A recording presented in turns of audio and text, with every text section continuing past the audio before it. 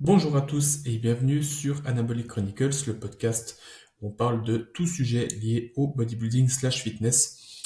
Et on se retrouve aujourd'hui pour l'épisode numéro 6 après quelques semaines de pause. Petite pause, on va dire, de vacances. Même si ça faisait que 5 épisodes, mais voilà, ça tombait à ce moment-là, donc j'ai décidé de faire une petite pause, mais c'est pas grave, puisqu'on se retrouve aujourd'hui pour l'épisode numéro 6 où on va voir comment construire son programme d'entraînement. Aussi simple que ça. Vous verrez, c'est pas très compliqué. Parce que souvent, on a tendance à vouloir complexifier la chose, parce qu'on croit que plus c'est complexe, mieux c'est, alors qu'en réalité, absolument pas. Et là, je vous parle autant de ce que j'ai appris que par expérience, que finalement, plus on reste basique, mieux ce sera. Parce que, encore une fois, ça n'a pas besoin d'être compliqué. Prendre du muscle, ce n'est pas compliqué dans l'absolu. Il suffit, encore une fois, comme pour tout, comme je l'ai toujours expliqué, de respecter certains principes très basiques et ensuite trouver la méthode qui nous convient, pas aller chercher trop loin, faire ce qu'il y a à faire et on progresse. Mais on va déballer, j'ai dispatché en 1, 2, 3, 4, 5, 5, 6 étapes de comment, en allant crescendo, comment construire son programme d'entraînement qui nous convient, qui nous permet de progresser sur le long terme et forcément d'avoir ce qu'on veut, respectivement du muscle, une évolution physique.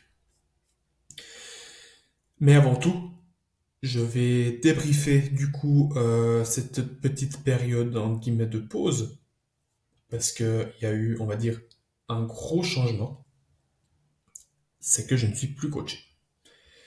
Et ça tombe à pic parce que justement je ne suis plus coaché. Alors avant toute chose, avant toute pensée négative, il n'y a eu aucun problème avec mon coach, comme je l'ai expliqué sur les réseaux. À savoir que voilà, maintenant ça fait quand même, on va dire, bientôt 10 ans que je suis dans la musculation, 3 4 ans que je m'entraîne très dur, vraiment bodybuilding, que j'ai vraiment compris ce qu'il fallait faire pour progresser. Et la dernière fois que je me suis coaché seul, c'était il y a quelques années. Autrement, maintenant, ça fait depuis le Covid que j'ai tout le temps eu un coach. Et j'ai emmagasiné beaucoup de connaissances. Beaucoup, beaucoup, beaucoup de connaissances depuis que j'ai commencé à m'intéresser, ben, justement, à vouloir développer, à devenir coach, en fait. Et aussi athlète. Parce que forcément, même si on n'est pas coach, on est athlète, c'est quand même important de savoir ce qu'on fait. Et j'ai envie de, voilà, de commencer à vouloir aussi faire mes expériences, voir si tout ce que j'ai appris, c'est applicable non seulement sur les autres, mais également sur moi. Faire mes expériences, savoir ce qui pourrait être applicable de manière générale, voir si les théories que j'ai développées, on va dire la synthèse de tout ce que j'ai appris pourrait fonctionner. Qu'est-ce qui ne fonctionne pas aussi? C'est important de savoir non seulement ce qui fonctionne, mais également ce qui ne fonctionne pas, ce qui ne sera pas reproduire. Ce sera vraiment une perte de temps, on va dire un gain de temps que je ne perdrai pas. Par la suite, aussi des choses que je ne ferai pas faire à mes, que ce soit mes athlètes ou mes clients lifestyle, pour éviter de leur faire perdre de l'argent et du temps. Mais en tout cas, pour l'instant, ce que j'ai mis en place il y a maintenant, bah, ça fait quoi? 3 semaines que je suis plus coaché? Et ben ça fonctionne vraiment, vraiment très bien. Et je pense que bah voilà, l'avant-après que j'ai mis sur Instagram, il y a quelques posts en arrière, ça avait l'air de très bien fonctionner jusqu'à maintenant. Donc je suis très satisfait de ce choix que j'ai fait. Mais aussi, je sentais que voilà, devoir rendre des comptes de la période actuelle dans laquelle je suis, devoir rendre des comptes, ça devenait, comment dire, un peu néfaste dans la mesure où euh, je savais que je pouvais faire d'une autre manière pour m'arranger les choses dans le moment dans lequel j'étais, mais je ne le faisais pas parce que j'avais un plan à suivre. J'avais voilà encore une fois des comptes à rendre à mon coach et ça me mettait un peu dans l'embarras. J'étais mal là, bah, en fait, je sais que je pourrais faire d'une autre manière, mais je le fais pas parce qu'il m'a dit de le faire comme ça. Alors voilà, j'ai aussi envie d'avoir un peu ce degré de flexibilité. Comme aujourd'hui, par exemple, bah, j'ai été faire une marche. Normalement, j'ai 30 minutes de cardio à faire les jours de repos. J'avais une marche.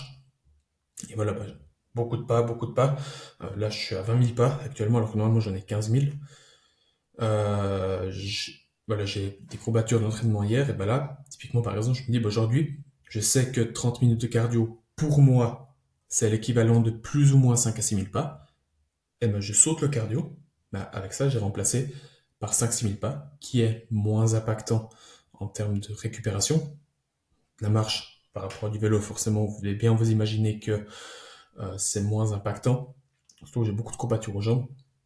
Et je suis fatigué, ben, voilà, faire 2 heures de marche quand même. Maintenant, je fais bientôt 100 kilos. Euh, c'est pas le même impact que quand on fait 75 kilos. Là, j'ai beaucoup mal aux chevilles, un petit peu mal aux genoux. Donc voilà. D'un aspect récupération, gestion de la fatigue. Parce que le but en prise de masse, forcément, c'est de pouvoir récupérer optimalement pour pouvoir se détruire à chaque entraînement. Euh, Ce serait pas judicieux de, en plus des 20 000 pas, devoir taper encore 30 minutes de cardio. Je pense en termes de récupération, je vais être limite. Donc, je préfère prioriser la récup ici que plutôt me forcer à le faire. Chose que, par exemple, je n'aurais pas fait si j'étais encore coaché, j'aurais clairement fait mes 30 minutes de vélo ici. Ne me faites pas dire des choses comme par exemple, bah, je deviendrai plus flemmard, je ne ferai pas les choses par rapport au fait que quand j'ai des coachés, bien sûr que je ferai toujours ce que je dis, la discipline reste la même, euh, peu importe que je sois coaché ou pas, simplement que je peux faire les choses, je peux en fait moduler les choses à ma façon quand j'ai envie. Comme par exemple, bah, des fois j'ai envie de faire 4 repas, des fois j'ai envie de faire 3 repas. Voilà, je peux gérer ça comme je veux et ça je kiffe pour l'instant, c'est vraiment trop trop cool. D'ailleurs,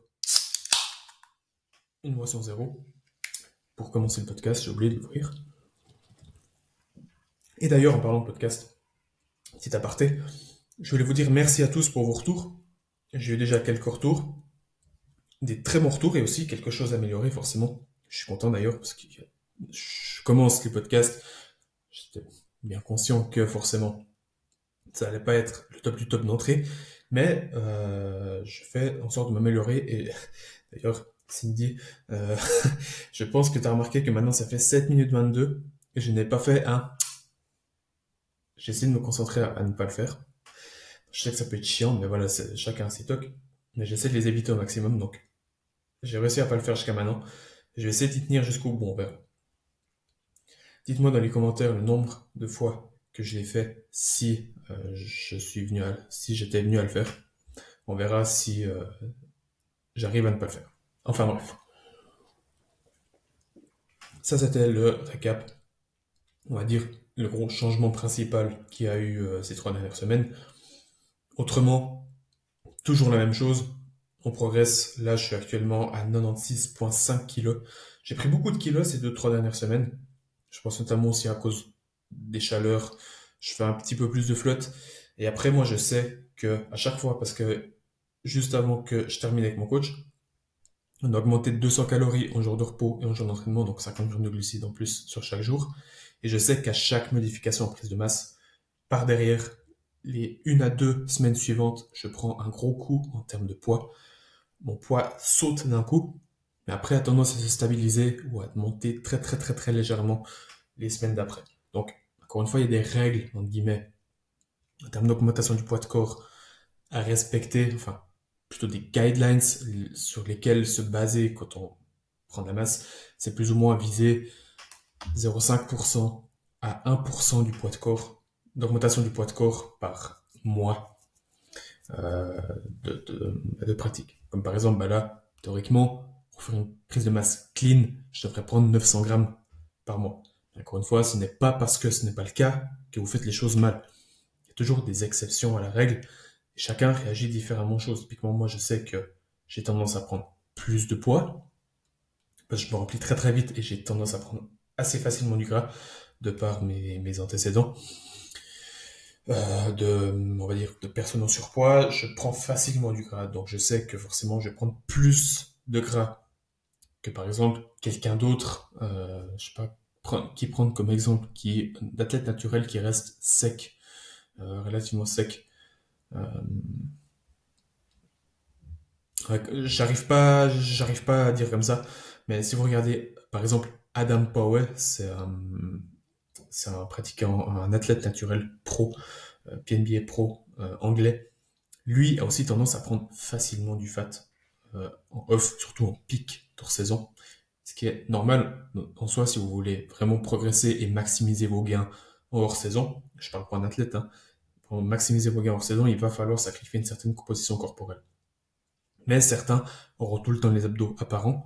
Si je prends l'exemple de Florian Peter, un athlète français naturel, très bon athlète qui lui a fini sa prise de masse, il avait quand même relativement les abdos assez bien visibles.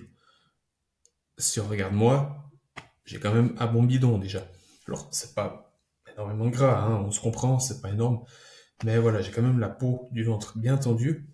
Les abdos se voient très peu, mais à part si je contracte, ou bien alors sur le début de mon side chest, on voit légèrement les obliques, ou bien le dentelé, mais c'est pas apparent comme chez d'autres. Encore une fois, tout dépend des personnes, c'est très individuel. En regardant mon physique comme ça, en me connaissant pas, on dirait ok, là ce serait le moment de cut. Comme j'ai dit en story, mes perfs, elles montent, elles explosent. Je me sens bien, je digère bien, je dors bien, je récupère bien. Je me sens, ouais, comme j'ai dit, je me sens bien de manière générale dans la vie de tous les jours. J'ai un énorme appétit, j'arrive vraiment à bien garder mes heures de sommeil. Vraiment, tous les paramètres sont ouverts, hormis le fait que je sois un peu plus fat que la norme. Pourquoi m'arrêter maintenant alors que vous voyez l'avant-après sur Insta, j'ai vraiment, c'est pas pour me vanter, hein, mais j'ai vraiment explosé en quelques semaines. Depuis ma prise, j'ai pris 7 kilos, mais pas énormément de fat. Quand même un petit peu, mais pas énormément. Moins que ce qu'on pourrait croire quand on voit plus 7 kilos. Donc vraiment, je suis super content. Pour l'instant, je me sens super bien, je progresse de ouf. À quoi ça sert de vouloir s'arrêter déjà maintenant? Et ça, c'est souvent aussi une erreur que les gens ont tendance à faire. Euh, Ceux, du moins, qui n'arrivent pas vraiment à voir d'énormes progrès après une grosse période de hors-saison quand ils font leur cut, c'est parce qu'ils ne sont pas restés assez longtemps, justement dans cette période où on devient moins à l'aise avec le body fat, où on a l'impression que c'est le moment de mini-cut. Ils ne consolident pas les acquis, ils ne restent pas dans cette période, on va dire, où vraiment ils sont à leur pic de performance. Et du coup, ils n'ont pas le temps de consolider les gains, pardon, pas le temps de continuer à faire des progrès. Ils veulent tout de suite cut du moment où ils deviennent trop gras. Et en fait, vous ne laissez pas la possibilité à votre corps de profiter du surplus calorique pour progresser, pour continuer à faire de la viande. À peine vous devenez gras, vous voulez déjà mini-cut. Osez, justement, c'est là en fait que vous allez vraiment pouvoir vous démarquer des autres, démarquer de la masse générale, c'est que l'athlète qui arrive à pousser son hors-saison le plus longtemps possible, que ce soit une année et demie, c'est celui qui va faire les plus gros progrès. Je vous promets, là, ça fait, depuis que j'ai sorti de prep, donc depuis début décembre que je suis en off, ça fait depuis début janvier que je suis à plus de 4000 calories. Donc là, ça fait bientôt janvier, février, mars, ça fait 7 mois que je suis à plus de 4000 calories. Alors bien sûr, il y a une période de laquelle j'ai pu beaucoup moins progresser parce que j'étais blessé, mais quand même, ça fait depuis très longtemps que je suis exposé, enfin depuis longtemps que je suis exposé au surplus calorique. Actuellement, je suis dans la meilleure phase pour progresser. Donc là, je serais plus ou moins resté une bonne dizaine de mois avant de mini-cut. Ensuite, je vais mini-cut quelques semaines. Et après, bien sûr, je vais essayer de contrôler un petit poil mieux la prise de masse. Du moins, je vais pouvoir justement faire un surplus calorique peut-être un peu moins poussé. Là, j'étais à plus ou moins 20% un peu plus de 20% de ma maintenance calorique. Là, peut-être je vais y aller à 10-15%. Du coup, je vais pouvoir faire quelque chose d'un poil plus propre, mais de plus long, sur une année, peut-être une année et demie, tout dépend de quand je vais me préparer, et aussi des progrès que je vais faire. Donc voilà, vous pouvez moduler la chose comme ça, mais dites-vous bien que le plus longtemps vous allez rester en prise de masse, le plus longtemps vous allez pouvoir progresser, et le mieux les progrès se verront lors de votre prochaine sèche, et le plus de progrès vous aurez fait. Voilà, donc on va dire, chose à retenir par rapport au débrief. J'essaie toujours d'apporter une plus-value. Donc maintenant, on va rentrer dans le sujet principal, qui est, je le rappelle, comment construire son programme d'entraînement. Donc, comme je l'ai dit, il n'y a pas besoin de se prendre la tête. C'est pas très compliqué. En soi, je pourrais l'expliquer en l'espace de 5 minutes. Mais forcément, je vais pas le faire parce que quand même, il y a des choses à développer que vous compreniez pour justement pouvoir le faire par vous-même, du moins essayer. Bien sûr, si vous avez de la peine, vous pouvez toujours me contacter pour qu'on fasse ça ensemble. Comme je l'ai dit, j'ai décortiqué en 5-6 étapes et ça s'adresse tout autant comme un athlète ou comme un pratiquant lifestyle. C'est égal. Simplement, il faut bien, on va dire, distinguer deux choses importantes entre un programme pour athlète et un programme pour client lifestyle. Sur le principe, ça va être construit la même chose, sauf que pour un athlète, enfin pour un pratiquant lifestyle, on va pouvoir baser ses choix un peu plus sur ses envies, de ce qu'il a envie de développer et de ce qu'il n'a pas envie de développer à l'instant T. Tandis qu'un athlète, forcément, ce sera plus vraiment qu'est-ce qui est nécessaire à construire pour rentrer dans les critères. Par exemple, je sais pas, si quelqu'un me dit, ben voilà, j'ai envie de faire une compétition, un WNBF en bodybuilding. Bon, d'accord, mais il me dit, je n'ai pas envie de faire les jambes. Et ben je vais dire, là, il y a un problème. Faire les jambes en bodybuilding, c'est, même en men's physique, hein, maintenant, c'est obligé. T'es obligé de faire les jambes, c'est une nécessité. Tu ne peux pas passer à côté de ça. Donc il faut faut qu'on construise ton programme d'entraînement sur les critères demandés de ta catégorie. Et là vraiment, c'est justement là où la nécessité va dépasser les envies de la personne au sein justement du programme d'entraînement. Tandis qu'un pratiquant lifestyle, bah, s'il n'a pas envie de faire les jambes, bah, je fais un programme où il n'a pas forcément envie de faire les jambes. Peu importe, tant que ce que je lui fais lui convient, selon ce qu'il m'a dit, selon ses envies, tout le monde est gagnant. Voilà, juste cette petite chose à distinguer au début. Maintenant, on va voir la première étape. Donc, c'est tout d'abord déterminer le nombre d'entraînements que vous pouvez faire. Encore une fois, selon ses envies, si vous êtes un pratiquant lifestyle, enfin, même un athlète, selon ses envies et surtout selon son emploi du temps. À savoir qu'il n'y a pas de règle, vous n'êtes pas obligé de vous entraîner 5 fois par semaine, ni 6 fois par semaine. Même pour moi, 6 à 7 fois par semaine, c'est déconseillé. Je parle vraiment de musculation, hein, d'entraînement en résistance. Moi, je déconseille parce qu'en termes de récupération, c'est pas ce qu'il y a de mieux. On a besoin de se reposer. En fait, si vous voulez, en fait, quand vous construisez du muscle, c'est pas à la salle que vous construisez du muscle. À la salle, alors c'est peut-être un peu vulgaire ce que je vais dire, mais c'est c'est là où vous cassez du muscle. À la salle. C'est là vraiment où vous cassez de la fibre. Et lorsque vous dormez, lorsque vous vous reposez, vous ne vous entraînez pas, c'est là où vous construisez le muscle. Donc vous avez besoin de jours de repos pour construire du muscle. C'est indispensable. Vraiment indispensable. Donc c'est pour ça que je dis qu'en principe, pardon, l'idéal ce serait entre 3, qui serait le minimum, et 5 entraînements par semaine. Ça c'est l'idéal, vraiment. Donc une fois que vous avez déterminé ça, c'est ce qui pourra plus ou moins vous rediriger du moins pourra vous donner une idée du split que vous allez mettre en place. Imaginons par exemple, je sais pas, vous avez envie de vous entraîner que 3 fois par jour. Vous savez déjà que vous n'allez pas partir sur un split. Vous allez peut-être partir sur un full body, sur un upper lower, ou même sur un push-pull legs. Tout dépend ensuite justement de la deuxième étape, qui est les besoins et les objectifs de la personne. Donc, quand j'ai les besoins, j'entends qu'est-ce qui est à développer. Si pour un athlète, par exemple, qui est, euh, qui est, bah voilà, les critères de la catégorie de l'athlète qui est demandé, ou les objectifs d'un client lifestyle, ce qu'il a envie de développer. C'est ça le deuxième critère, justement, pour, encore une fois, déterminer le split. Là, vraiment, dans la première et la deuxième étape, le but, c'est de déterminer, pardon, le split qu'on va mettre en place. Donc, en termes de besoins et objectifs, on peut par exemple, encore une fois, dire les muscles à prioriser. Parce que, je le rappelle, on ne peut pas tout prioriser en même temps. C'est- Par exemple, là, je vais prendre le cas d'un athlète qui, voilà, doit bosser sur certains points. On va devoir définir des blocs de travail. Si vous essayez de tout faire en même temps, vous faites vous faites tout en moitié et au final, vous allez rien faire.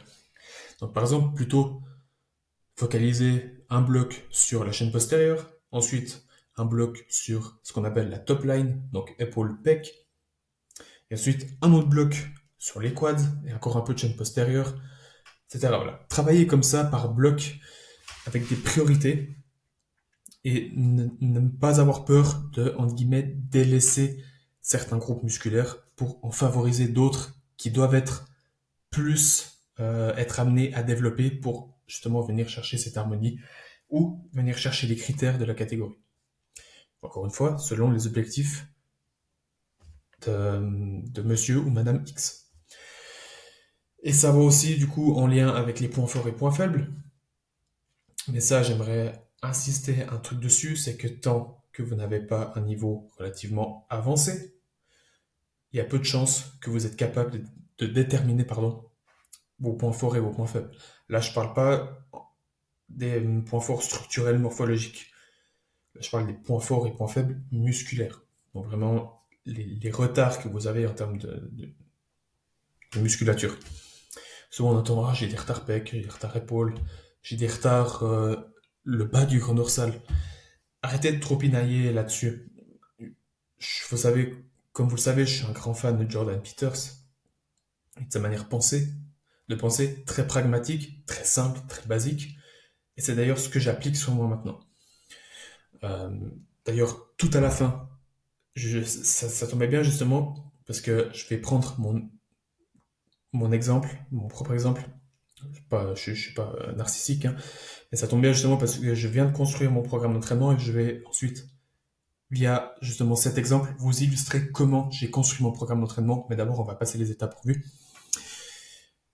Pour dire, je suis un grand fan de Jordan Peters parce que il a toujours dit, si vous n'avez pas un niveau avancé où vous pouvez tendre à être pro, ou même que pour quelqu'un de lifestyle, hein, quelqu'un qui a un niveau très avancé, votre corps entier est un point faible. Donc arrêtez de vouloir décerner les points forts par un point faible.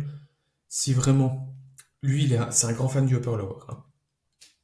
Et souvent dans ses Q&A, beaucoup de gens lui disent ouais j'ai un point faible tel, j'ai un point faible tel, quel split faire? En fait lui il répond simplement mais regarde-toi, t'es faible, enfin you're weak. Genre en gros il dit que voilà il n'y a pas de point faible, il y a tout qui a développé. Donc à ce moment-là bah, il dit justement arrête de te chercher des points faibles, upper lower, beaucoup de fréquence, beaucoup d'intensité, et il y a tout qui va grossir. On va voir après pourquoi.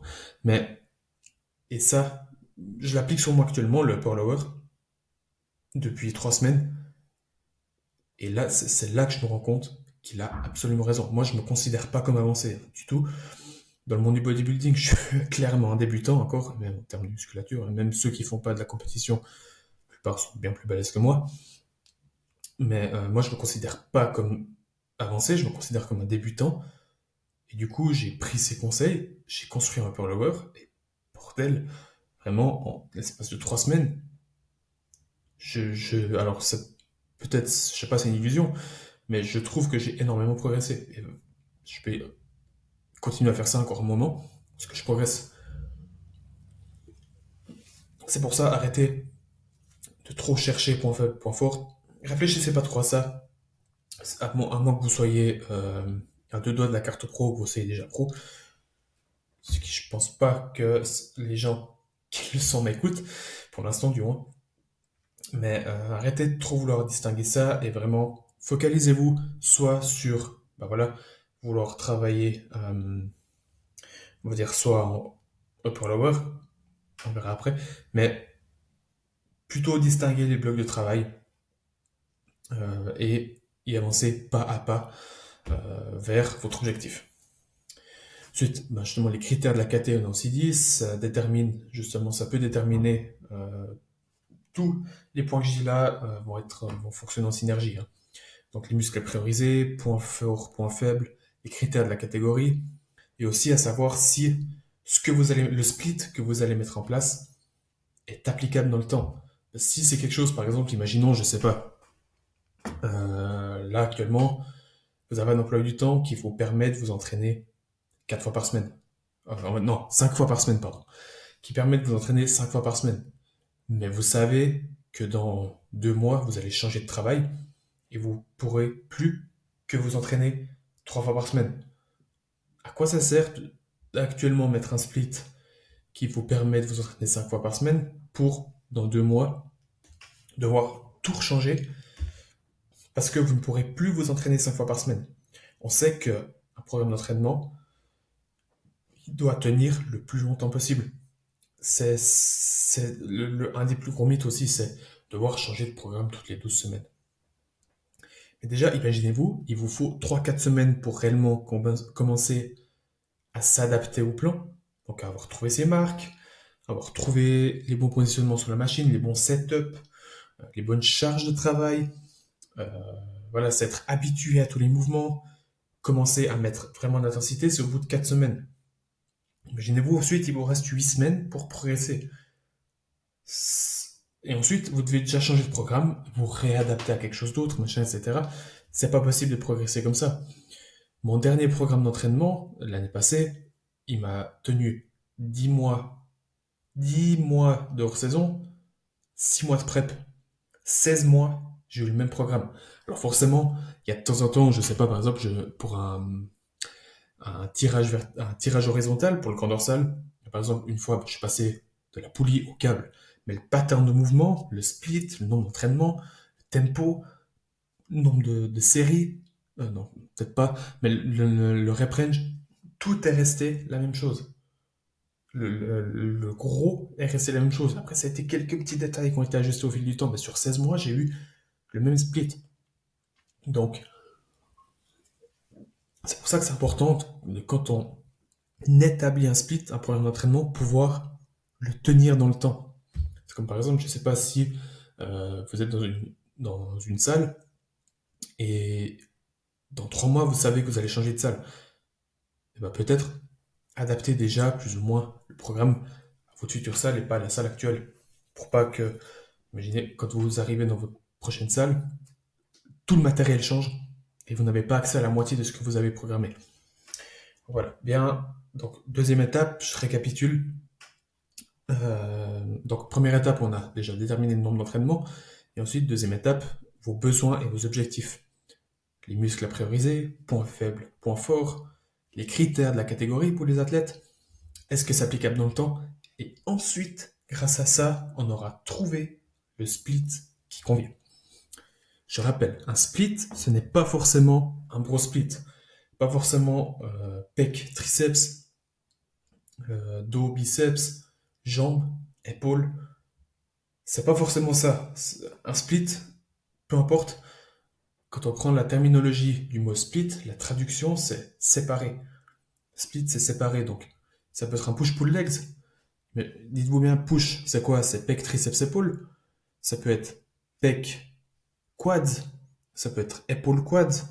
Pull, ça peut être quoi? Ça peut être dos, arrière d'épaule, biceps. Ça peut être dos, ischio. Vous voyez, upper lower c'est un split, full body c'est un split. Tout est un split. Il faut simplement, c'est simplement des terminologies qui nous permettent de les distinguer. Donc ensuite, on aura justement trouvé le split qui nous convient. Troisième étape. Une fois qu'on a notre split, on est d'accord, il faudra qu'on détermine le volume et la fréquence. Donc le volume et la fréquence, c'est quoi? Le volume d'entraînement, c'est le nombre de séries par muscle par semaine. Et la fréquence, c'est le nombre de fois que vous allez travailler ce muscle par semaine. Donc, on sait qu'en principe, mis à part un niveau avancé, plus de fréquence, c'est plus intéressant. Pourquoi? Parce qu'on a moins de séries. Alors, je vais illustrer ça avec un exemple directement. Imaginons, votre point faible, c'est les pecs. D'accord? Votre point faible, c'est les pecs. Maintenant, vous mettez un entraînement, on va dire un split A. Vous avez un bro split. Donc, vous avez, par exemple, 15 séries de... Pardon, vous avez un bro split. Vous avez un entraînement pec triceps. Vous avez que ça pour les pecs. Donc, 15 séries de pecs tous les lundis. Tous les lundis, une fois par semaine. Par rapport à un push, pull, legs, push, pull. Donc, vous avez 2 fois push. Vous pourriez potentiellement avoir 2 fois les pecs. Donc, une fois 7 séries et une fois 8 séries. Dites-vous bien que si vous vous entraînez, alors là, vous avez un niveau, on va dire, débutant intermédiaire. D'accord? Split A, 15 séries. Si vraiment vous mettez de l'intensité, ça va être compliqué de vraiment pouvoir se donner à 100% sur 15 séries en même temps. Encore une fois, je ne me vante pas, mais je suis quelqu'un qui estime mettre beaucoup d'intensité dans ses entraînements, même si on peut toujours faire mieux, et c'est le but. Mais quand même, je mets beaucoup d'intensité. Après 6 voire 7 séries, je suis cramé. Vraiment, je suis cramé. Je pourrais pas en faire une de plus, ce serait dans le vide. Ça servirait à rien, ce serait ce qu'on appelle du junk volume. Tandis que, justement, si dans le split B, vous avez justement deux séances push, où vous pouvez mettre 2 fois des pecs, une fois 7 séries, une fois 8 séries, et ben forcément là, vous allez être capable de mettre plus d'intensité aux 2 entraînements. Alors que vous pouvez avoir 2 3 jours de récup entre deux, deuxième entraînement, 2 3 jours de récup après, et de nouveau le premier entraînement, ainsi de suite. Vous voyez où je veux en venir, c'est que simplement, si vous pouvez avoir plus de fréquence, vous pourrez générer plus d'intensité sur un plus court, on va dire, laps de temps sur le muscle concerné. Et même, vous pouvez avoir très bien 3 fois les pecs. Hein. Par exemple, une fois 5 séries, une fois 6 séries, une fois 4 séries. Vous avez 15 séries sur cette semaine. Et par rapport à, justement, le split A, vous avez 15 séries en une fois. Et clairement, il n'y a pas besoin d'études pour ça, sans aucun doute, vous allez plus progresser avec avec le split B à 2 3 fois les pecs par semaine qu'une fois par semaine. Alors vous allez me dire, maintenant vous allez me poser la question, mais pourquoi les pros, les avancés, euh, ils ont des bro splits où ils s'entraînent les muscles qu'une fois par semaine? Et bien justement, vous avez la réponse dans la question. C'est parce qu'ils sont avancés, c'est parce qu'ils sont pros. La plupart du temps, c'est des gens qui mettent beaucoup d'intensité et qui ont des moins bonnes capacités moins bonnes capacités de récup. Et souvent, quand on est pro ou avancé, c'est des petits détails qu'on doit venir chercher. C'est pas un énorme développement, c'est pas vraiment prendre 20 kilos de masse pure en une année ou 2 ans. Quand on est pro ou très avancé pro, c'est des petits détails. Et justement, d'un point de vue récup, et il faut aussi pas seulement penser après les muscles, mais à l'aspect longévité. Imaginez, je sais pas si vous mettez, euh, ouais, on va prendre qui comme exemple? Bah tiens, attendez, Jordan Peters. Voilà. Non, peut-être pas, plutôt un pro bodybuilder. Bah, si vous mettez, je sais pas, Adi Chopin ou Migrami, vous le mettez 2 à 3 fois un pattern de squat par semaine. Je pense que 3 mois après, vous le retrouvez en béquille ou avec des genoux pétés, des genoux défoncés, il peut arrêter sa carrière. Tellement ils mettent lourd, tellement ils ont cette capacité à mettre de la tension dans le muscle et les charges qu'ils mettent aussi. Imaginez, Adi Chopin, s'il squatte 3 fois par semaine 250 kilos, vous le perdez en termes de santé des articulations, bah justement en termes de longévité, vous le perdez. C'est aussi ça sur quoi il faut se gaffer quand on est pro et avancé, c'est l'aspect longévité.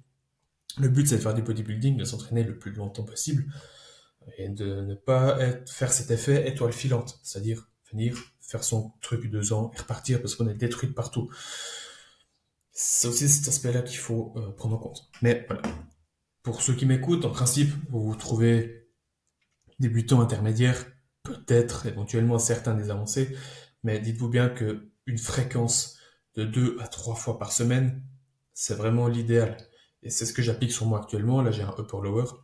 Donc, ben voilà, j'ai 2 à 3 fois, 2 à 3 fréquences pardon, par semaine. Et je remarque la différence. Hein. Je suis capable de mettre plus d'intensité à l'instant T sur chaque muscle. Bah, typiquement, avec un upper lower, ce qui est bien, c'est qu'on a beaucoup de fréquences. Upper, bon, on a tous les muscles du haut du corps. Par exemple, je sais pas, 5 séries de pecs, 4 séries d'épaules, 4 séries de dos, 4 séries de bras. Justement, là, on peut vraiment concentrer l'intensité sur peu de séries par muscle. C'est vraiment, pour moi, c'est vraiment tip top ça. Et ça va très bien avec un push-pull legs aussi, hein, ou bien un full body, par exemple. Donc voilà pour la fréquence et pour le volume. Ça, encore une fois, je reprends de genre, bah, j'ai de la peine à parler ce soir, je suis un peu fatigué. Je reprends de Jordan Peters. Le volume, c'est as much as you can recover from. Ouh là là, quel accent anglais magnifique. Et tout ça pour dire que volume, c'est le volume maximal que vous êtes capable de récupérer. Aussi simple que ça. Il n'y a pas à aller chercher. Et encore une fois, le volume optimal, c'est très dépendant de chacun. Selon toutes les études qu'on a actuellement, qui ont été faites, que ce soit une méta-analyse, peu importe,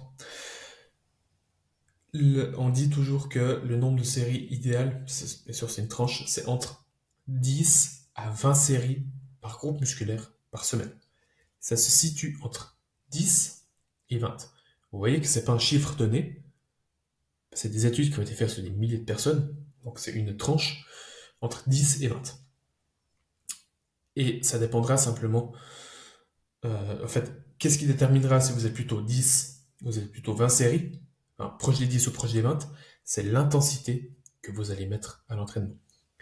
Plus vous allez mettre d'intensité, moins vous aurez besoin de volume, parce que forcément vos capacités de récupération seront légèrement réduites par rapport à quelqu'un qui a tendance à aller moins à l'échec. Donc, je rappelle, hein, l'intensité, c'est comment vous êtes capable de pousser vos séries proches de l'échec. Plus vous allez avoir cette proximité de l'échec, plus vos séries seront intenses et moins vous aurez besoin de volume. C'est aussi simple que ça.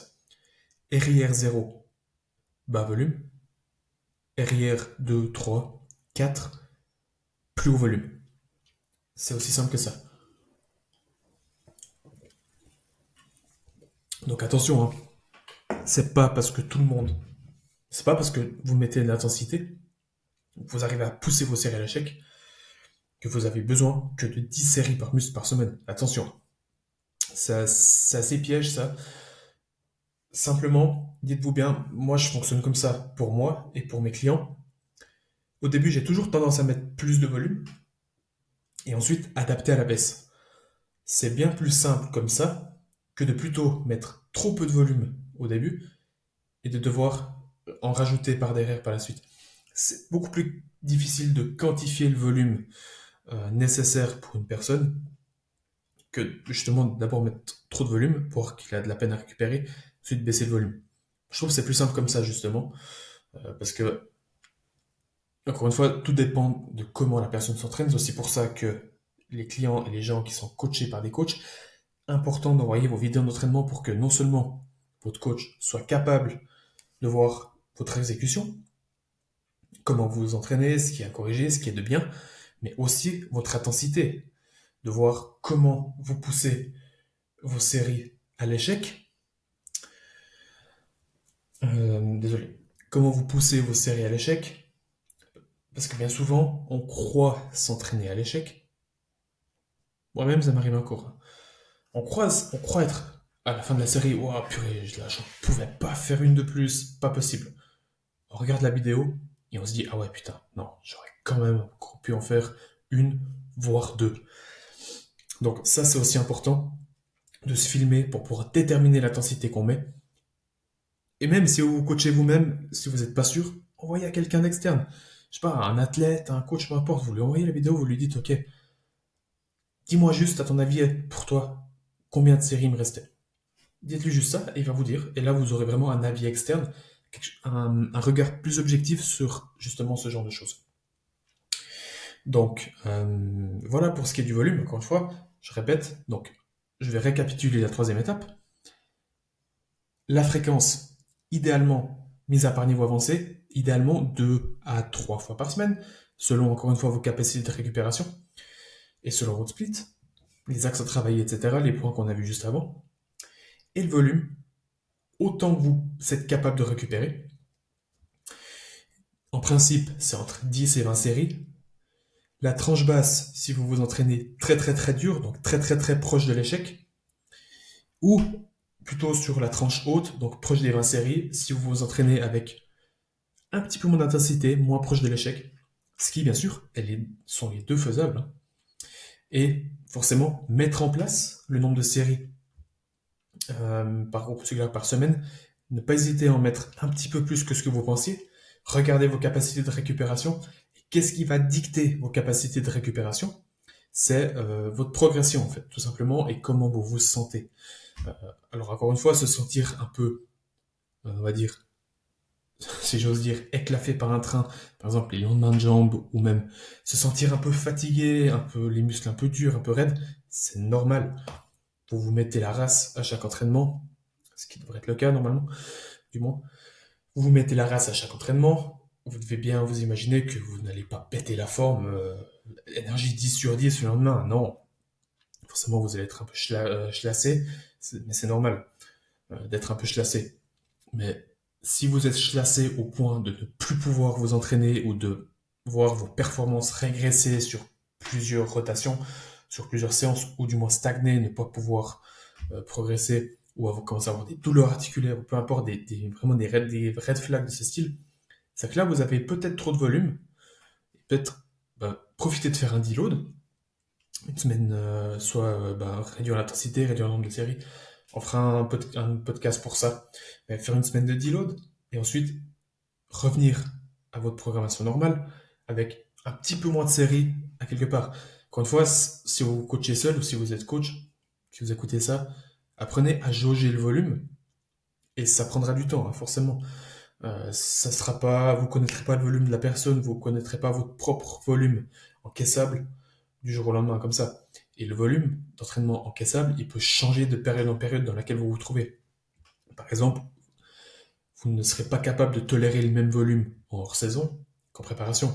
En préparation, il y a un moment donné, vous allez devoir revoir le volume à la baisse parce que vos capacités de récupération, forcément, seront bien moindres. Et qu'est-ce qui va dicter ça? C'est vos performances à l'entraînement.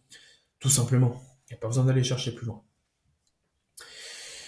Ensuite, quatrième étape, donc là on s'approche, là on commence à rentrer un petit peu plus dans le détail. Ce sera la sélection d'exercices. Alors il y a plusieurs critères à prendre en compte pour sélectionner judicieusement ces exercices. Déjà, pour moi le premier point le plus important, c'est ce ratio optimalité et plaisir. Donc il y a aussi ce fameux stimulus to ratio, stimulus to fatigue ratio à prendre en compte. Désolé, je suis juste allé chercher à boire. Donc le ratio optimalité-plaisir, c'est le rapport entre ce qui est optimal sur le papier et ce que vous aimez. Mais principalement basé, on va dire, en premier, la sélection d'exercices sur le plaisir avant tout. Encore une fois, la plupart, vous ne serez pas avancés, ceux qui m'écoutent. Donc, vous n'avez pas besoin de venir chercher le petit détail, la petite bête. Est-ce que vous êtes en train de cibler le bas du grand dorsal ou plutôt le haut du grand dorsal? Tous des petits détails comme ça. Quel degré du tirage vertical à prendre en compte, machin. Pas besoin de trop se casser la tête avec ça. Vraiment, déjà choisissez les exercices qui vous font plaisir avant tout. Parce que forcément, si vous avez... Imaginons, on prend un exercice qui est optimal sur le papier, mais que vous détestez, et un exercice qui est moins optimal sur le papier, mais que vous adorez, vraiment que vous adorez, pourquoi choisir celui qui est optimal sur le papier que vous n'aimez pas? Sachant que si c'est moins optimal, ça fonctionne toujours, hein, mais c'est juste un peu moins optimal qu'un autre. mais vous kiffez cet exercice, vous l'adorez, vous allez être capable de mettre bien plus d'intensité sur l'exercice que vous aimez, malgré le fait qu'il soit moins optimal. Donc forcément, les bénéfices vont être bien plus élevés à prendre cet exercice plutôt qu'un autre. Je sais pas, imaginons, on prend du deadlift conventionnel que vous adorez se faire, ok? Et on prend, euh, on sait que le deadlift conventionnel, beaucoup disent que ça cible tout, mais rien, la machin, etc. Je suis pas d'accord, mais voilà, on prend l'avis de la population générale et on prend un autre exercice, par exemple, euh, qu'est-ce qu'on prend? Euh, Qu'est-ce qu'on pourrait prendre comme exercice? Du hip extension, d'accord? Donc c'est le travail des fessiers et des ischios sur le banc à lombaire. On cherche à développer notre chaîne postérieure avec un des deux exercices. Mais celui-là, vous détestez le faire, ce extension, vous sentez rien, ça vous fait chier de le faire, c'est nul, le banc à lombaire, c'est de la merde, machin. Mais le deadlift, vous adorez envoyer des grosses barres, vous kiffez vraiment cet exercice, vous donnez à fond là-dessus. Mais purée, mais prenez le deadlift. Peut-être ils disent certains que c'est moins optimal, même si je suis pas d'accord. Pour moi, le deadlift, ça a beaucoup de bénéfices. Mais prenez cet exercice plutôt pour prendre un exercice qui vous fait chier de faire, qui vous donne pas envie d'aller à la salle, pas envie de vous entraîner. Ça vaut pour tout le reste aussi. Comme par exemple du développé couché à la barre, on sait que c'est moins optimal que par exemple une presse convergente ou des haltères. Mais si vous détestez les presses convergentes haltères et vous adorez le développé couché à la barre, bah mettez ce développé couché à la barre. J'avais eu un client qui aimait pas justement le développé couché haltère, mais qui adorait le faire à la barre. J'ai dit, mais fais-le à la barre. Alors on programme à la barre, pas de souci, t'adores faire ça. Les bénéfices, avec le temps, sur les semaines, les mois, seront bien plus importants que si tu t'entêtes à faire un exercice que tu n'aimes pas. Voilà. Mais justement, avant, je parlais de ce stimulus to fatigue ratio. Est-ce que vraiment la fatigue engendrée par cet exercice que tu kiffes faire vaut la peine, procure vraiment des stimulus intéressants? Parce que, je sais pas, imaginons, euh, vous avez vraiment une machine que vous adorez, mais qui n'est pas optimale pour telle et telle chose, et vous devez tout remoduler la machine, faire un setup qui prend 10 à 15 minutes, machin, pour pouvoir justement réussir à moduler la machine, à faire en sorte que la machine travaille selon votre convenance. En fait, ça engendre de la fatigue de devoir faire setup, machin. Le stimulus de fatigue ratio, il sert à rien. Comparé par exemple à une autre machine que vous aimez peut-être un tout petit peu moins, mais qui demande aucune modification, aucun setup qui vous fait gagner du temps et de l'énergie, là, à ce moment-là, le stimulus to fatigue ratio, il est plus intéressant. Donc, peut-être à ce moment-là aussi revoir son choix, sa sélection d'exercices vis-à-vis de ça aussi. Mais ça, c'est vraiment petit peaufinage, petit détail. Vraiment, d'abord, basez-vous sur est-ce que le ratio optimalité plaisir, il est OK? Est-ce que vraiment, voilà, ce que j'expliquais tout avant, est-ce que vraiment vous prenez plaisir à faire et est-ce que c'est optimal? Ensuite, aussi, est-ce qu'il est adapté? Donc là, c'est le premier point de la sélection d'exercice, premier critère. Deuxième, est-ce qu'il est adapté à vous, à votre morphologie, à votre structure? Est-ce que cet exercice vous convient? Euh, Par exemple, pour quelqu'un qui a des longs fémurs, des longues jambes, si vous cherchez à développer vos quadriceps et vous voulez faire un squat à la barre euh, sans chaussures de squat, rien, ce sera peut-être pas forcément l'exercice le plus adapté à vous. Mais encore une fois, si vous avez du plaisir à le faire, je vois pas d'inconvénient, mais aussi voir de ce côté-là si vraiment c'est vraiment adapté à vous et à vos potentielles contraintes structurelles. On va pas parler de morphologie parce que d'une part, moi je trouve que ça peut, on va dire, dans la grande majorité des cas, c'est quelque chose de très incompris. Et souvent, on a tendance à un peu trop pinailler ou du moins mal comprendre les messages issus des personnes expertes, si on peut dire ça comme ça, ou du moins qui s'intéressent à la morphologie. Les messages sont mal transmis, il y a beaucoup de blabla à travers. J'ai pas envie de rentrer dans ce délire de morphologie. Je laisse ça à ceux qui ont envie d'en parler. je suis simplement là pour vous expliquer comment construire votre programme, qui est bien souvent basé d'une part sur le plaisir. Parce que c'est ce qui permet justement d'adhérer un programme et de le tenir sur le long terme et d'y mettre de l'intention, de l'intensité. Donc voilà. Est-ce qu'il est adapté à vous? Est-ce que l'exercice est safe aussi? Est-ce que le risque de blessure n'est pas accru? Je pense que c'est assez clair. Euh, et aussi, est-ce que vous êtes capable de surcharger progressivement à long terme sur cet exercice? Si par exemple, je sais pas, imaginez vous avez une machine, si je prends les machines, par exemple, si je prends la machine à adducteur hammer-strength, qu'on peut facilement stacker, est-ce que vous avez un gym pin à disposition ou pas pour pouvoir rajouter des plaques? Vous voyez, si vous êtes vraiment genre à une plaque de, comment? De stacker la machine, donc de remplir le nombre de poids qu'il y a, est-ce que ça vaut la peine de vraiment l'inclure ou pas? Est-ce que vous pouvez ajouter des plaques supplémentaires? Regardez si vraiment vous êtes capable de progresser très longtemps sur cet exercice pour justement pouvoir améliorer ce recrutement du muscle pour pouvoir justement progresser sur le long terme, tout simplement. Euh, Ensuite, sélection d'exercices. Si par exemple, imaginons, vous avez plusieurs, par exemple, alors prends l'exemple du push-pull legs. Vous avez un push-pull legs modifié, vous avez push-pull legs, push-pull. Donc deux fois push, deux fois pull. À ce moment-là, attention à la redondance, c'est-à-dire par exemple sur les deux séances push, peut-être pas mettre deux fois du développé couché aux haltères. C'est très redondant et à ce moment-là, ça devient moins intéressant. Ça peut peut-être devenir un peu chiant à la longue.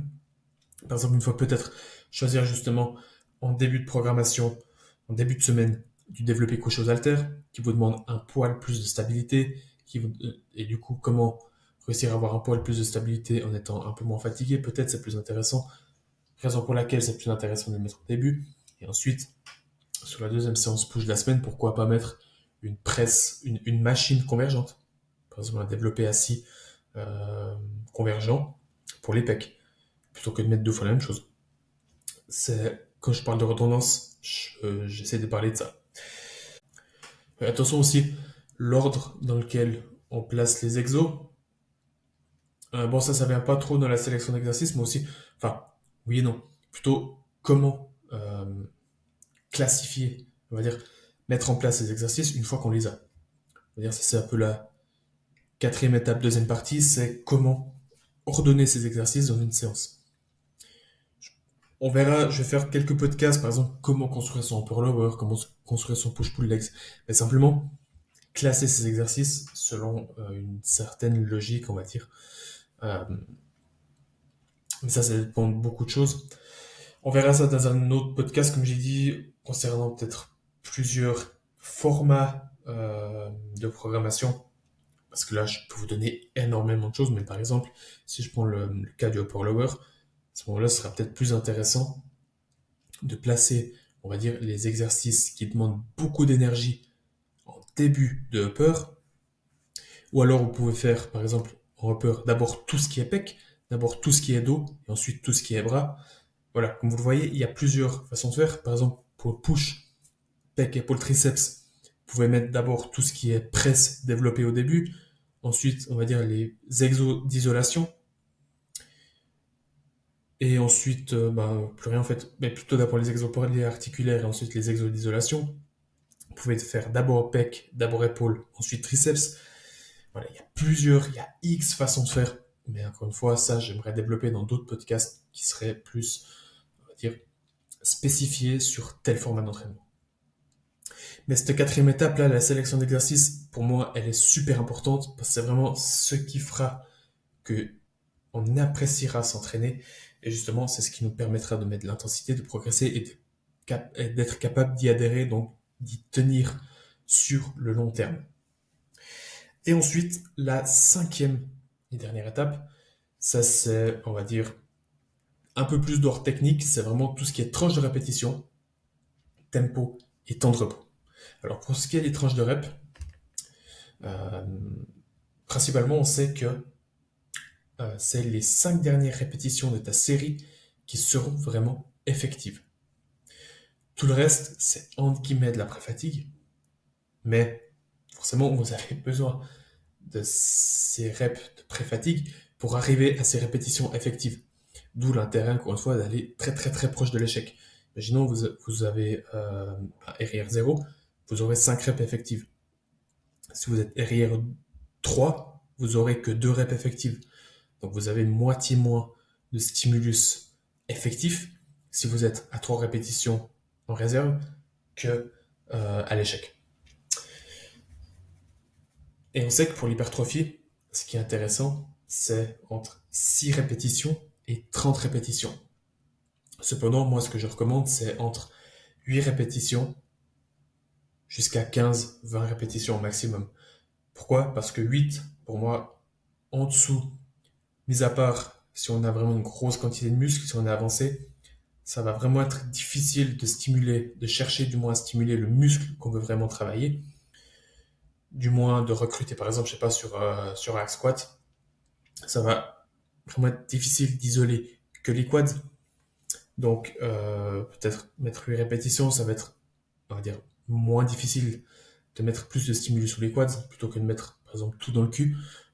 Si on attend, c'est un peu bizarre comme j'ai dit ça, mais si on a tendance à mettre lourd et faire en dessous de 8 répétitions, on n'aura pas forcément le stimulus que l'on voulait de base. Après, voilà, chacun son truc, mais voilà, c'est ce que je recommande. Et jusqu'à 15, peut-être jusqu'à 20, parce que selon moi, encore une fois, c'est mon avis, selon moi, c'est de la fatigue qui est inutile. Puisqu'on sait que c'est les 5 dernières reps qui comptent. Donc, faire 25 reps, entre guillemets, de pré-fatigue pour arriver à 30 reps, ou juste pour du pump, on sait que le pump, ça veut pas dire que vraiment on progresse. Voilà. Donc, entre 8 et 15, pour moi, c'est ce qui est l'idéal en termes de répétition. Maintenant, tempo. Donc, en grande majorité, pour moi, donc tempo, c'est la vitesse de la répétition. Quel point vous êtes, le temps que vous prenez sur la phase excentrique, en bas de la phase excentrique, concentrique, fin de la phase concentrique. Donc pour la grande majorité, pour moi, il s'agit juste d'avoir une phase concentrique explosive. Donc par exemple sur la leg extension, ce serait la phase de montée, une phase explosive et une excentrique contrôlée. Donc 2 à 3 secondes. Ça peut être intéressant dans certains cas de marquer justement un temps d'arrêt entre entre ces deux phases, pardon. Par exemple, une seconde sur une phase de contraction si c'est un muscle qu'on a un petit peu de la peine à ressentir, même si on sait que ressentir le muscle, c'est pas signe forcément de progression, d'hypertrophie, mais je pense qu'en tant, pardon, en tant que débutant, voire peut-être intermédiaire, c'est toujours cool. C'est toujours un peu mieux si on a un petit peu de ressenti quand on bosse, parce que forcément, si on est débutant intermédiaire, on a moins de viande. Donc forcément, on a moins de ressenti, il y a moins de tissu contractile. Donc on a moins de pump. Donc c'est toujours un petit peu plus cool si on a un poil, un petit peu de pump, un petit peu de ressenti. Ça nous permet justement de bien se concentrer sur le muscle sur lequel on veut travailler. Par exemple, sur un tirage vertical à la poulie, marquer un temps d'arrêt justement en bas avant de relâcher, ça nous permet vraiment, d'une part déjà aussi d'aller au bout de la répétition, de pas bâcler les répétitions. Pareil sur l'excentrique, hein, pour vraiment venir chercher l'étirement, de marquer un temps d'arrêt sur l'étirement, de venir vraiment être en amplitude complète, et puis pouvoir justement ensuite pleinement bénéficier de la phase concentrique.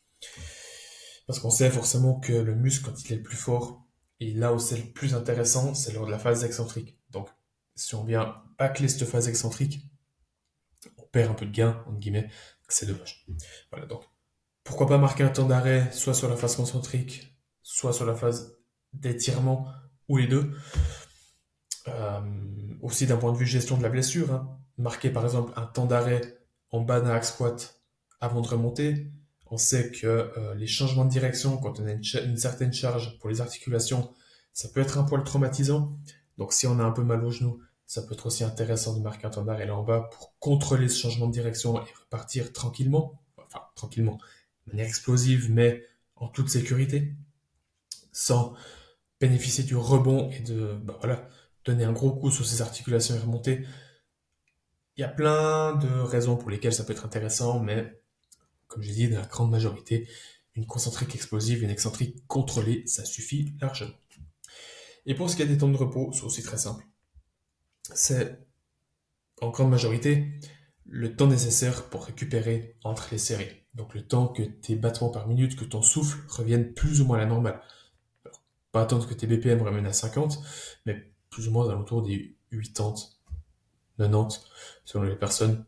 Simplement pour avoir du souffle et puis pouvoir être capable en fait de se sentir prêt de repartir sur la série, c'est ce qui importe le plus. Mais je vous conseille par contre quand même de peut-être vous fixer, même moi hein, je me fixe des tranches de temps de repos pour simplement me donner une idée de ce que je devrais avoir en termes de temps de repos pour pas éviter de trop déborder, simplement par ordre d'idée. Et puis quoi fixer, enfin comment fixer les temps de repos, bah, ça peut aller jusqu'à 5 minutes, suivant les exercices, par exemple sur un squat, voire sur une presse. Je prends assez souvent 5 minutes. On sait que, selon les études, euh, c'est plus bénéfique d'avoir 5 minutes de temps de repos que 2 minutes, par exemple sur un hack squat. Mais un autre exemple, si on devait venir prendre 5 minutes pour un curl biceps, pour moi, ça fait pas de sens. Donc, peut-être sur les exercices d'isolation, type curl biceps, élévation latérale, peut-être prendre 2 minutes, voire 3 minutes. Pour moi, même 2 minutes, 2 minutes 30, pour moi, c'est amplement suffisant. Et sur les gros exercices, comme j'ai dit, type squat, rowing, presse, deadlift, minimum 3 minutes jusqu'à 5 minutes, c'est forcément envisageable. Donc voilà, une fois arrivé au bout de la 5e étape, normalement vous devriez avoir votre programme qui est entièrement fait. Donc maintenant, je vais vous expliquer comment moi j'ai procédé pour illustrer avec un exemple. Donc déjà, j'ai déterminé les jours d'entraînement. Je sais que le lundi, je peux pas m'entraîner, j'ai l'agilité avec le chien. Et le mardi, je peux m'entraîner, mercredi, tous les autres jours de la semaine, je peux m'entraîner. Juste le lundi, je peux pas. Donc théoriquement, j'ai 6 jours à disposition pour m'entraîner. Ok. N'importe quel split peut rentrer là-dedans. Ensuite, mes objectifs, mes besoins.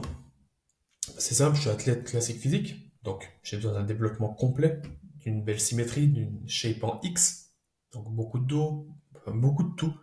Et vraiment cette shape en X, donc ça demande énormément de grand dorsal, beaucoup d'épaules, un gros quad sweep, comme on appelle ça, principalement pour vraiment donner cette shape en X.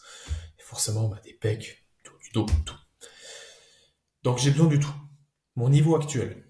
Quel est mon niveau actuel? Je me considère comme débutant. Dans le monde du bodybuilding, je suis un débutant. Clairement. Donc, je dois tout prioriser. Je dois tout développer. Avant, j'ai bien sûr dit que il fallait, distinguer des blocs de travail. Mais comme je dois tout développer, et j'avais envie de tester les trucs, j'ai simplement voulu tester le upper-lower. Puisque forcément, je suis quelqu'un qui adore mettre de l'intensité, beaucoup d'intensité, donc forcément j'ai besoin de peu de séries par semaine. Et du coup, qu'est-ce que je me suis dit? Si je peux me permettre de mettre beaucoup d'intensité, je peux me permettre de m'entraîner au minimum 5 fois par semaine, pourquoi pas mettre un upper lower, sachant que je peux travailler, je peux encore pousser mon niveau, ma masse musculaire un bon bout de temps avant de devoir commencer à prioriser certains groupes musculaires. Donc, qu'est-ce que j'ai décidé de faire? J'ai décidé de faire un upper lower. Voilà, tout simplement, deuxième étape, besoin objectif. Ok, muscle priorisé, tout. Point faible, partout. Critère de KT classique, applicable dans le temps. Upper lower, absolument. Là, je vais changer de travail tout bientôt. Mais je pourrais toujours pratiquer le upper lower. Et c'est un split que j'adore énormément. Donc, let's give it a try. Troisième étape, volume fréquence. La fréquence 2 à 3 fois par semaine. Il y a des semaines, je vais faire un upper lower rest. Donc upper A, lower A, rest. Upper B, lower B, rest. Donc upper A, plutôt focus push. Donc pec triceps, épaule. Lower A, focus quads, rest. Upper B, focus pull, donc tout ce qui est dos, biceps. Lower B, chaîne postérieure, fessier, ischio, reste. Donc c'est un speed sur 6 jours. Donc il y a des semaines où je vais m'entraîner 4 fois, des semaines où je vais m'entraîner 5 fois. Parfait. Volume, j'ai plus ou moins entre 11 et 13 séries par semaine, par muscle. Donc vous voyez, même si je m'entraîne très dur, je n'ai pas 10 séries partout, j'ai 11 à 13 séries par semaine. Peut-être je vais le revoir à la baisse au fur et à mesure des semaines, comme je vais être capable de m'entraîner plus dur, puisque j'ai commencé à m'adapter au programme.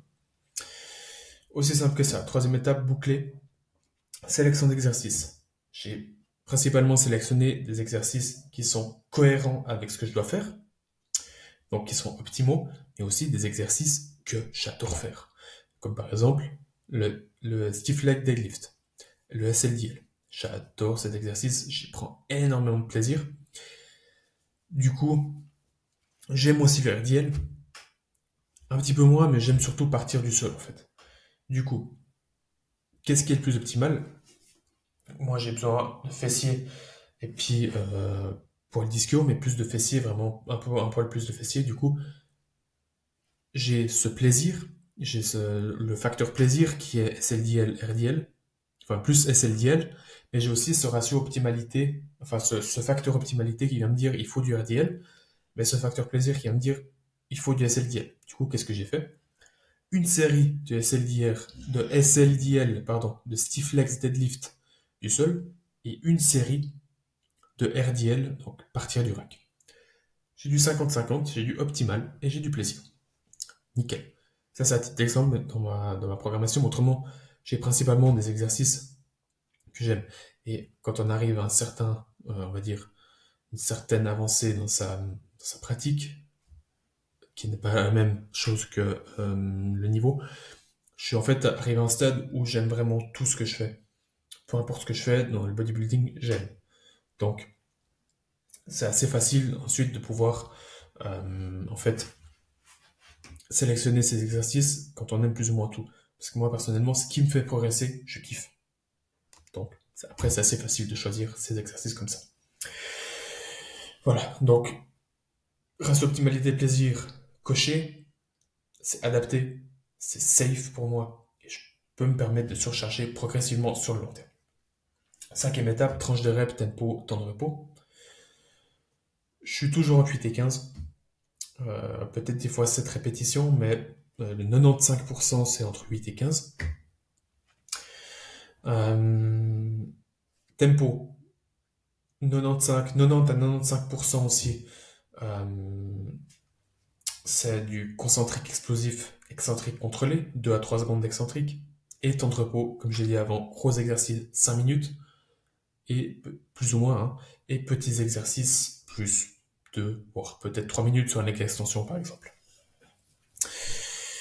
Donc voilà, c'est assez simple. Et c'est vrai que j'ai pas parlé une chose, c'est les techniques d'intensification.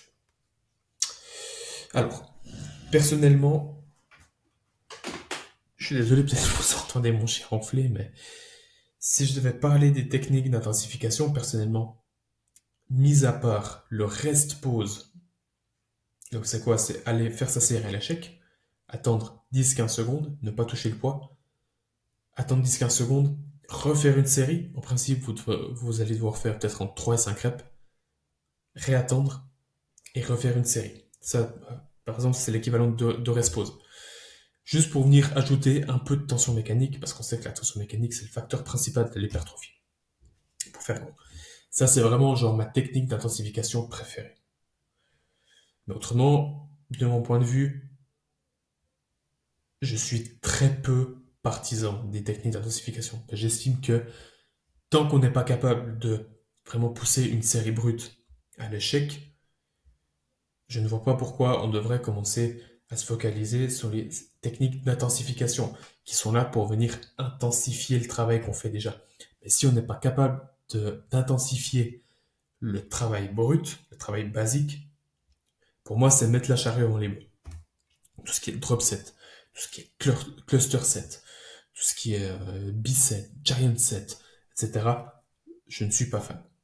Et personnellement, dans ma pratique personnelle, je déteste ça, tout simplement.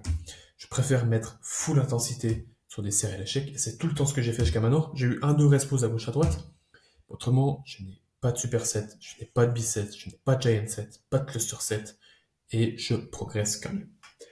Après, c'est clair qu'arriver à un certain niveau avancé, ça peut être intéressant d'ajouter, par exemple, un cluster set, peut-être à la limite quand on est vraiment avancé, parce qu'on a cette capacité de savoir mettre de la tension là où il faut.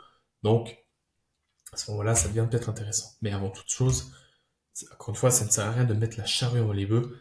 Concentrez-vous sur l'essentiel, vos séries brutes. Essayez, enfin, soyez capable déjà de mettre de l'intensité là-dessus avant de vouloir mettre des séries d'intensification partout. Ça, pour moi, ça ne sert, à mon sens, ça ne sert à rien. Donc voilà, petit aparté pour les techniques d'intensification. Et justement, dans mon programme, j'en ai aucune. Aucune. Peut-être je vais ajouter un de respose à gauche à droite, mais j'en ai aucune. Des séries brutes, c'est tout. Voilà. Ça, c'est mon programme. Donc, upper-lower, deux rotations différentes. Et on répète. Et en 3 semaines, j'ai vraiment fait des progrès de zinzin. Je suis super content. J'adore ce que je fais. J'adore mettre de l'intensité sur ces entraînements. Par exemple, séance push, j'ai 6 séries de pecs. Je me défonce. 6 séries, je me déchire et je suis content. L'autre fois, j'ai eu un pump. Tellement j'étais pumpé, j'ai eu mal. J'avais mal. Tellement j'étais pumpé. Donc, trop content.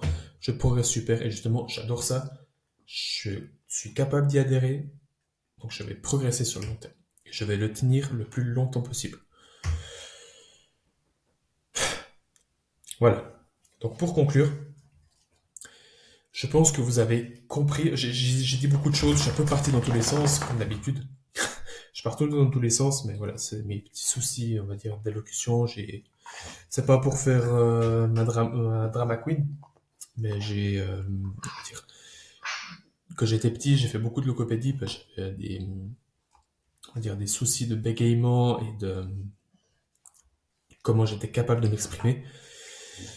Et voilà, j'ai toujours traîné ça un petit peu. Maintenant, les bégaiements ont disparu, hein, quasiment. Mais c'est tout le temps ces petits problèmes d'élocution, de comment je suis capable de faire comprendre les choses que j'ai envie d'expliquer. C'est toujours un peu plus compliqué, mais en tout cas, je fais du mieux que je peux.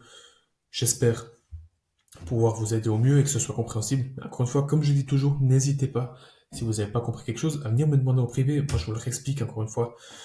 Peut-être que quand je l'explique en privé, c'est souvent le cas, j'ai moins cette pression, bah, peut-être devant le micro ici, devant mon tel, c'est différent.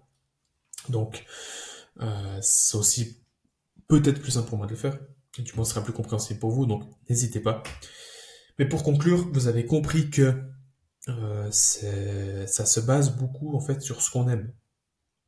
Faites les choses que vous aimez, vous serez capable de mettre de l'intensité, et je pense que, à mon sens, ça fait plus sens justement de choisir quelque chose qu'on aime et qui peut être moins optimal plutôt que quelque chose qui est absolument optimal sur le papier mais que vous aimez moins. Je pense que les progrès sur le long terme se feront moins. On est quelque chose de optimal avec moins de plaisir que quelque chose de moins optimal avec plus de plaisir.